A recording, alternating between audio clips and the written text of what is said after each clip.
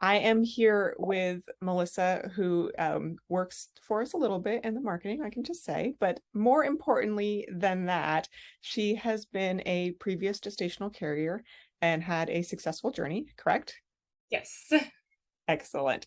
So, one of the big things that we talk about a lot is what are the reasons why somebody would not be a gestational carrier? Not why would you? Because, there's a million obvious reasons why you would, the well-being and helping somebody else. But one of the big ones that we've stumbled upon is maybe your spouse objects. And you had some really great insights into that. And so I'd love to talk to you about that and hear your viewpoints. So big broad question to start is, did your spouse, were they okay with you being a gestational carrier the first time you brought it up? The first time I brought up surrogacy just in general was before we had kids, when we were considering starting to try to conceive for ourselves. And was concerned that what if it took longer than needed, or what would our options be if it didn't happen, just to mentally prepare myself for the journey that I'm about to go down to become a parent myself. So I brought it up to him. I'm like, if it is easy for me to get pregnant and be pregnant, would you think about me being a surrogate at some point in our lives? And he just said, yeah, okay, sure. Whatever you say. And so after we had our first child, a few years later, we had our second, and I brought it up to him again. Hey, I want to look into being a surrogate. And he's like, oh no, like, why would you do that? So there was some other key points that he brought up that we worked through. It took us a good 4 to 6 months to really both agree and say yes, that we are on the same page. We are ready for this journey to be a surrogate and help another family. And it was lots of big pieces of the conversation that came Yeah. to saying yes on both sides of us. Yeah, I'm curious as to how, I mean, it's such an interesting like road path, right? You start from yes, hooray to whoa, no, which I think is really normal because it's easy to say yes when something is theoretical. It's a lot harder to say yes when you're suddenly faced with the actuality of it and it starts to really hit that this could happen. So, what were his thoughts on why he wasn't no longer as enthusiastic, we'll just say, for you to be a surrogate? So he has always been supportive of me our entire lives. We have been friends since we were in elementary school. We started dating in high school. So we've always been there to support each other and help each other achieve our dreams. But when it came to carrying a baby for another family, it was the concern of how my past pregnancies went and those kind of struggles that you go through, of some physical and emotional changes that you have. Bringing home a baby is very hard sometimes. So, Almost there's, always. yeah, there's the fear of how you get pregnant, what kind of doctor facility you're going to, the health, bodily autonomy. So the consideration of, someone else has a say in your care and your well-being. Concern for C-section. It's not a baby of ours. Is this genetic material gonna have larger babies where a C-section could be possible? And then delivery time, will he be in the room? Like I said, we've always been there to support each other. He would not let me go through delivery without him, so he's always been there for everything, and ensuring that he was there was something very important to him too. Yeah. So how, I mean, obviously, you hear his concerns. Mhm. In what ways were you able to help him get through those fears or address those fears? How did you do that together? So basically, a lot of time on the internet, um, reaching out and finding friends who were possibly going through IVF, what the process was like for them. I did not have any friends at the time who were already surrogates or looking into surrogacy. So I didn't really have that community there for me to ask questions to. So when I did reach out to my friends, one of them replied back. She had worked with someone in the hospital that was becoming a surrogacy coordinator and match coordinator. So I was able to kind of get some answers from her.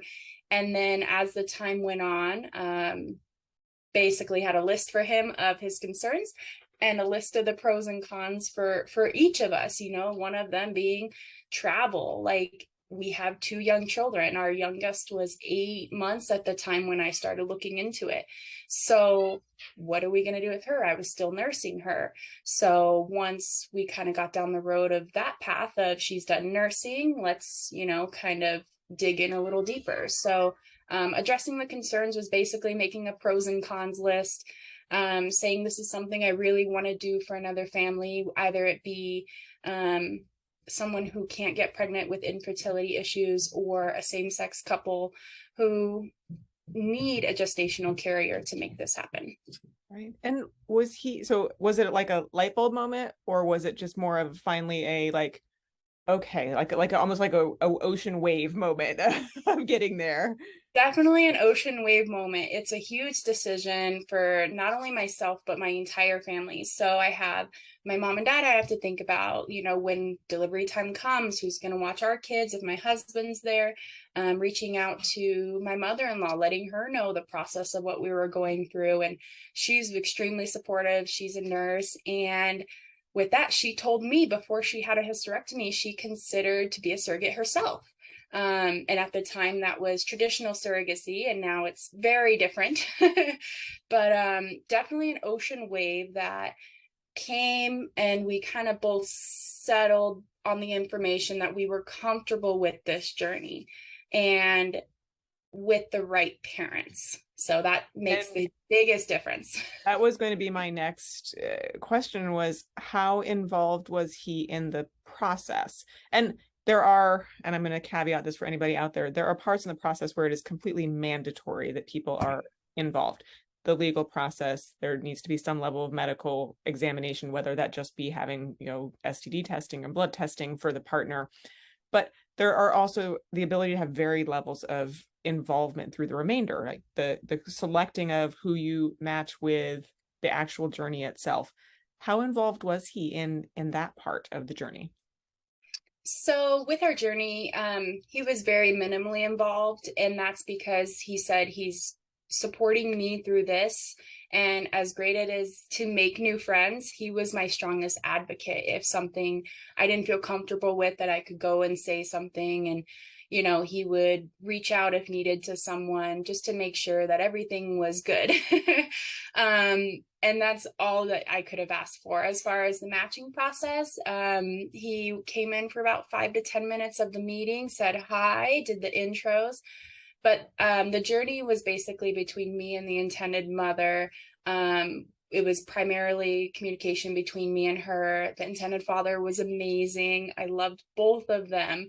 But yeah, as far as communication went, it was basically me and her through this journey together, that she's been through so much, and we worked together and we found our comfortable space of what do you want to know? What are you comfortable hearing? And making sure that both of us were there for each other, and our spouses were there when needed.